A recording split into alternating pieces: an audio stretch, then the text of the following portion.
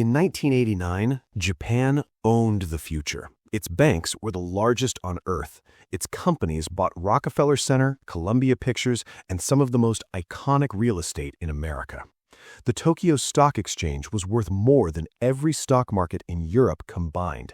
And a single piece of land beneath the Imperial Palace in Tokyo was valued higher than all the real estate in California.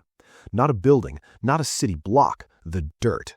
Japan wasn't just rising, it was rewriting the rules of capitalism. And then, almost overnight, the miracle turned into a disaster so slow and so deep that 3 decades later, it still hasn't fully recovered. This is the story of how the greatest economic success of the 20th century became its most devastating failure, and why it matters more today than ever before.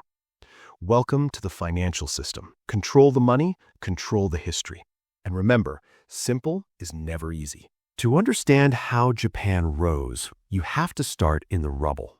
In August 1945, Japan was a shattered nation. 2 atomic bombs had ended the war. 67 cities lay in ruins. Industrial output had collapsed to a fraction of pre-war levels.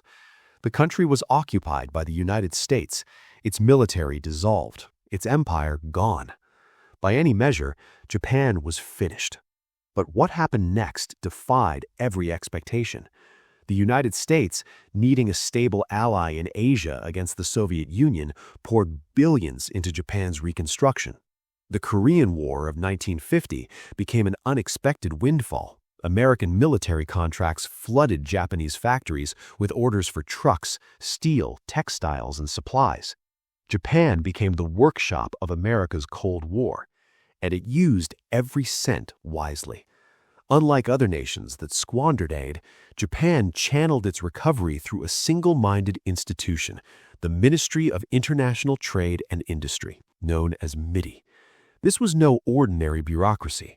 MITI picked winners. It directed capital toward industries it believed could compete globally: steel, shipbuilding, automobiles, electronics. It shielded these industries from foreign competition, subsidized their exports, and punished failure with ruthless efficiency. The results were staggering.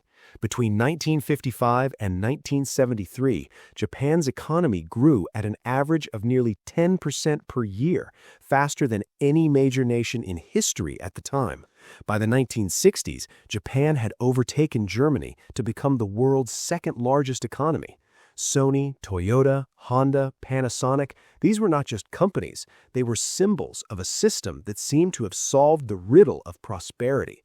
Japanese factories produced goods of extraordinary quality at prices that undercut Western rivals.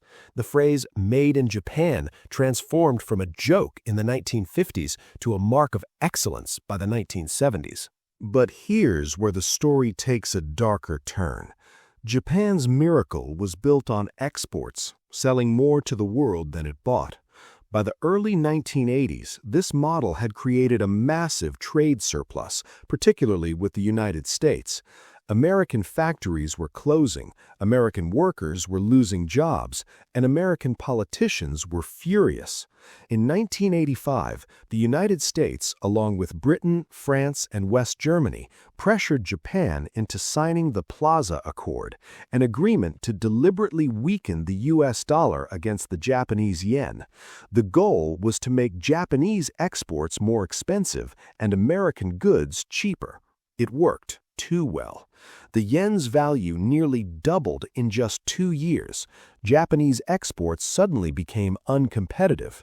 Factories that had powered the miracle were now struggling, and the Japanese government, terrified of a recession, made a decision that would prove catastrophic.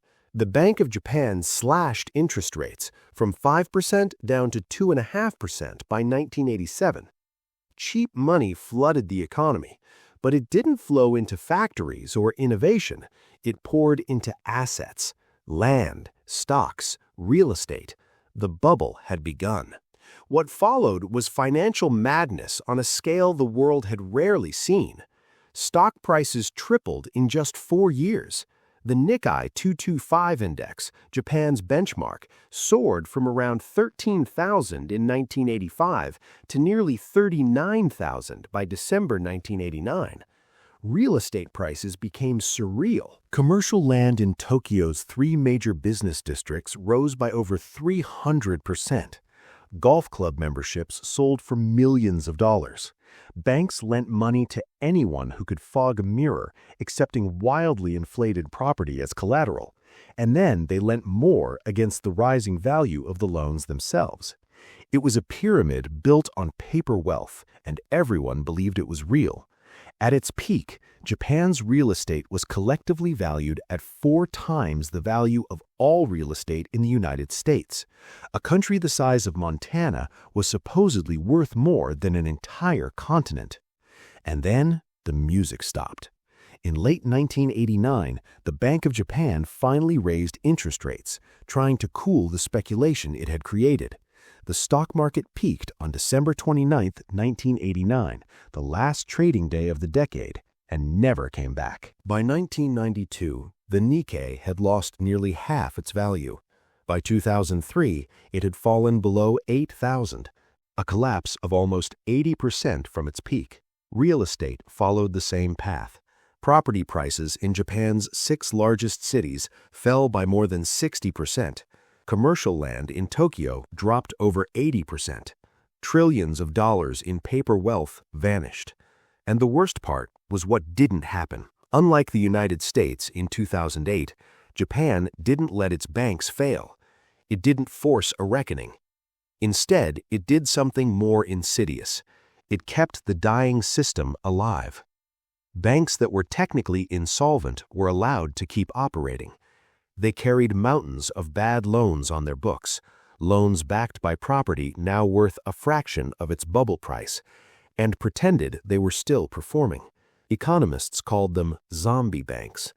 They couldn't lend because they had no real capital, but they couldn't close because the government wouldn't let them. The result was a financial system frozen in place, not collapsing, but not functioning either. It was the worst of both worlds, the pain of a crisis without the cleansing that recovery demands. The government tried everything. Massive fiscal stimulus, trillions of yen poured into bridges, roads, and infrastructure that nobody needed. Interest rates pushed to zero and eventually below zero. Quantitative easing before the West even had a name for it. And yet, nothing worked. Growth flatlined. Deflation took hold. Prices fell year after year, which sounds like a bargain until you realize what it means. When prices fall, people stop spending because things will be cheaper tomorrow. Businesses stop investing because demand keeps shrinking. Debt becomes heavier in real terms because the money you owe buys more than when you borrowed it. Deflation is the opposite of inflation, but equally destructive, a slow suffocation instead of a fire. Japan entered what economists call the lost decade, but one decade became 2, and then 3.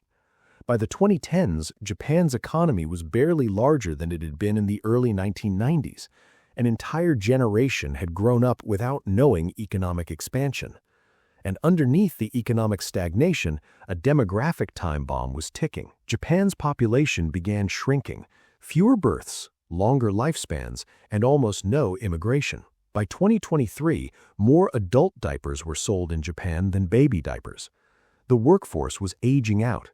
Tax revenues were declining, pension obligations were exploding, and the national debt, fueled by decades of desperate stimulus, had ballooned past 260% of GDP, the highest of any major economy on Earth. So what is the lesson? It's not that Japan failed because it was reckless. Japan failed because it was too successful, and then too afraid to let that success end honestly. The bubble wasn't just speculation. It was the logical conclusion of a system that rewarded growth above all else, and then couldn't stop the machine when it overheated. The Plaza Accord showed what happens when foreign powers dictate your monetary policy. The cheap money showed what happens when governments try to engineer their way out of structural problems.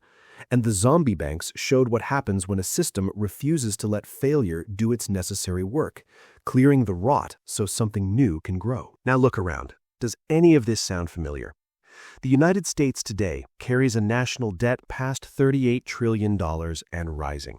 Its central bank has spent years pumping trillions into financial markets through quantitative easing, inflating asset prices while wages stagnate. China has built entire ghost cities on borrowed money, propping up a property sector riddled with bad debt. Europe struggles with aging populations and stagnant growth. The tools Japan used, zero interest rates, massive government spending, central bank intervention, are now the standard playbook everywhere. And if Japan is any guide, the playbook doesn't save you. It just makes the reckoning slower and deeper. Japan's story is a warning written in 3 decades of stagnation. Miracles built on debt always end, and the longer you pretend otherwise, the more you pay when reality arrives. If this gave you a new perspective, hit subscribe. Its financial system and history leaves clues. I show you where the money leads.